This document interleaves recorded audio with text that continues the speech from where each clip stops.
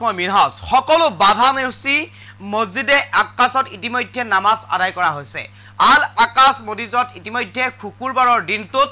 লাখ লাখ লোকে একত্ৰিত হৈ নামাজ আদায় কৰিছে পেলেষ্টাইনী সকলক ইতিমধ্যে ইজৰাইলে পেলেষ্টাইনী সকলক বাধা কৰিছিল এই নামাজটো পঢ়িবলৈ কিন্তু সেই সকলো বাধা নেওচি একত্ৰিত হৈ নামাজ আদায় কৰা পৰিলক্ষিত হৈছে আল আকাশত ইতিমধ্যে এই দৃশ্য পৰিলক্ষিত হৈছে সামাজিক মাধ্যমত এই মুহূৰ্তত খবিকে এই মুহূৰ্তত খবিকে লবৰ কাৰণে চেষ্টা কৰিছে সকলো বাধা নেওচি আল আকসা মসজিদত আদায় কৰিলে নামাজ প্ৰায় 1 লাখ মানুহে আদায় কৰিলে একেলগে নামাজ ইজৰাইলৰ বাধা নেওচি সকলো পেলেষ্টাইনী লোকে আদায় কৰিলে আল আকসাত নামাজ শুক্ৰবাৰে সকলোৱে একেলগে নামাজ আদায় কৰিলে আল আকসাত আৰু ইজৰাইল সেনাই সকলো প্ৰকাৰে চেষ্টা কৰিছিল বাধা দিবলৈ কিন্তু সেই বাধা কোনে আছে এনেদৰে লাখ লাখ লোক একত্ৰিত হৈ নামাজ আদায় কৰা পৰিলক্ষিত হ'ল আল আকাশ মসজিদত আৰু প্ৰায় 1 লাখ মানুহে আদায় কৰিলে একেলগে নামাজ বাৰম্বাৰ ইজৰাইল সেনাই বাধা কৰিবৰ কাৰণে চেষ্টা কৰিছিল বাধা দিবৰ কাৰণে চেষ্টা কৰিছিল নামাজ নপঢ়িবলৈ বাধা দিছিল কিন্তু সেই বাধাক নেওচি একেলগে পেলেষ্টাইনী ওলাই আহি এনেদৰে নামাজ আদায় কৰা পৰিলক্ষিত হৈছে আল আকাশ মসজিদত আৰু ইজৰাইল সেনাই বাৰম্বাৰ বাধা দিবৰ চেষ্টা কৰিছিল যদিও বিফল হ'ল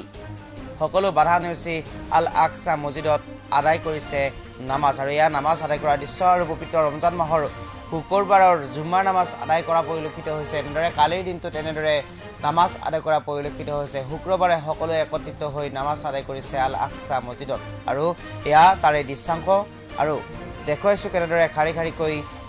নামাজ আদায় কৰা পৰিলক্ষিত হৈছে শুক্ৰবাৰৰ দিনটোত জুমাৰ নামাজ আদায় কৰা পৰিলক্ষিত হৈছে সকলো বাধা নেওচি অৰ্থাৎ ইজৰাইল সেনাই বাৰম্বাৰ বাধা দিবৰ কাৰণে চেষ্টা কৰিছিল পেলেষ্টাইনী সকলক আৰু এই যি মসজিদ আছিল আল আকসা মসজিদ এই মসজিদক নামাজ নপঢ়িবলৈ বাধা দিছিল নামাজ পঢ়িবলৈ বাধা দিয়াৰ পাছতো কিন্তু সেই বাধা নেওচি এনেদৰে নামাজ আদায় কৰা পৰিলক্ষিত হৈছে শুক্ৰবাৰে জুমাৰ দিনটোত আৰু আমি তাৰে দৃশ্যাংশ দেখুৱাইছোঁ এয়া হৈছে আল আকসা মসজিদৰ কিছু দৃশ্যাংশ وجعلنا الليل والنهار آيتين فمحونا آية الليل وجعلنا آية النهار مبصرة لتبتغوا فضلا من ربكم إن هذا القرآن يهدي للتي هي أقوم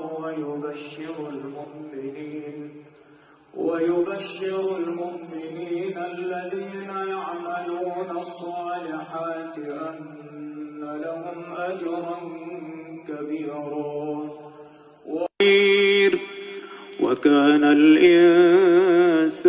عجولا